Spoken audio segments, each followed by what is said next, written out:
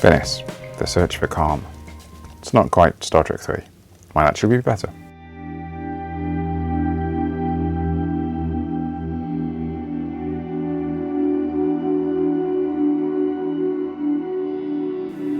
So Venice is a beautiful, truly beautiful city.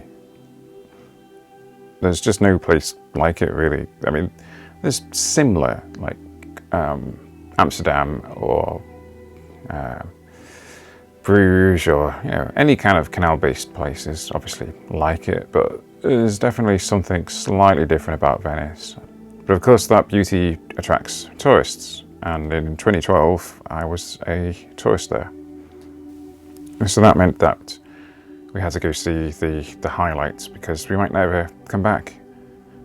And the problem there is that everyone wants to see the highlights. Everyone wants to go to the must-see top 10 places of Venice. I mean, it was great. The Rialto Bridge is absolutely stunning. Yeah, we were there at sunset to get some beautiful photos, and it's just an amazing place. But being a tourist there, it's kind of, there's just so many people, and you do kind of feel like you're just getting in the way, and you kind of feel a little bit disrespectful to the people who actually live there. It's not a museum, it's a living, breathing city. I remember our first trip being really chaotic with people everywhere. Every other person seemed to have a camcorder to their face, or like a big DSLR. It was really weird actually seeing the amount of people with DSLRs. I mean, I took a little Fuji X100S, and it was liberating to not have to carry around a big camera, but so many people with big long lenses in a small place like Venice. It was a little surreal.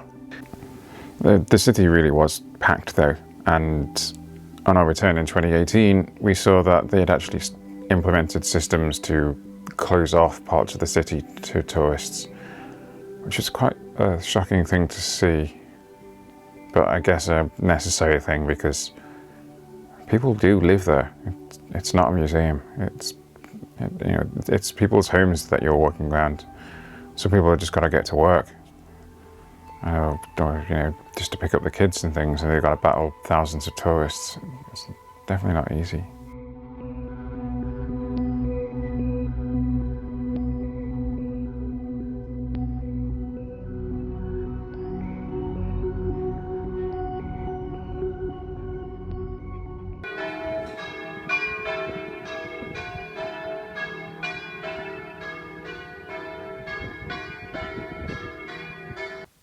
So for our second trip, we chose to stay away from the tourist areas.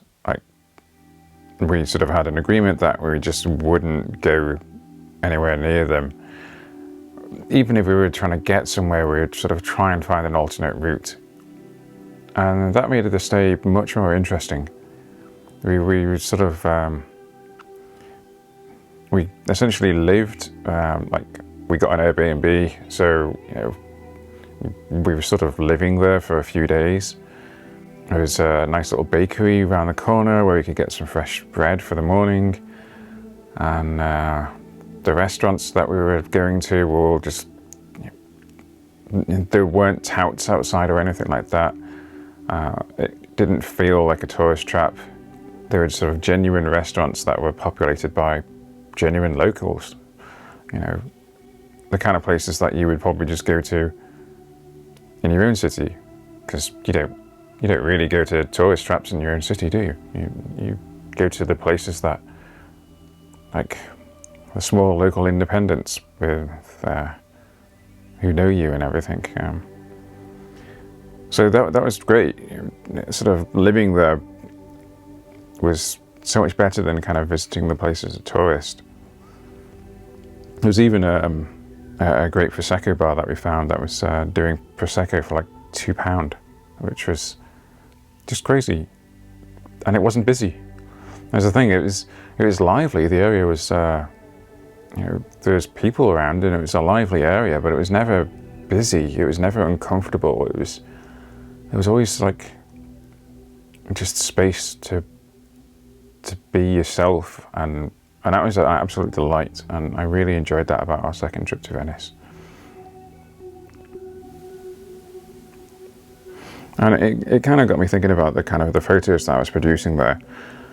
Yeah, there's a voice in my head saying that I might never come back, so I've got to get the best photos of Venice possible.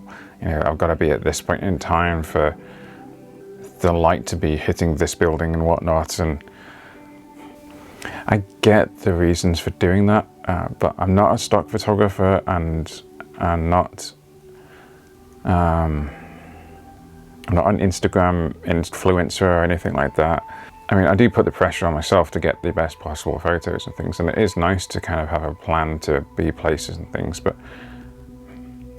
the problem is that so often you get there and there's like loads of other people taking photos, and you just kind of feel like you're not really doing anything interesting.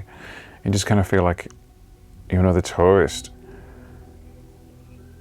And I didn't really like that. I'd started to kind of, I guess, bond with the city in a different way, and I wanted that to sort of come across in the photos. And kind of looking at the photography that I was producing over a matter of years, there does seem to be like a quietness to the photos that I produced, a stillness to them. I mean, at one point we just started looking for washing lines because they were beautiful. You know, they had so much colour and life to them, and it was an interesting discussion about life in the city, because where do you put your washing line in a place where you don't have a yard? So I found just kind of wandering around side streets and looking for different places, you know, looking for places where locals might go for coffee. That was just, it led us to interesting places. I really enjoyed that side of Venice. You know, anyone can just nip to Venice and photograph crowds and over tourism and things, but to just kind of find some nice real moments in the city, that's a little trickier, I think. And it's just such a lovely city to walk around. You know, just like every side street is beautiful. Whether it's an overcast day or sunny day, it's just a beautiful city. And I just kind of love getting lost in it.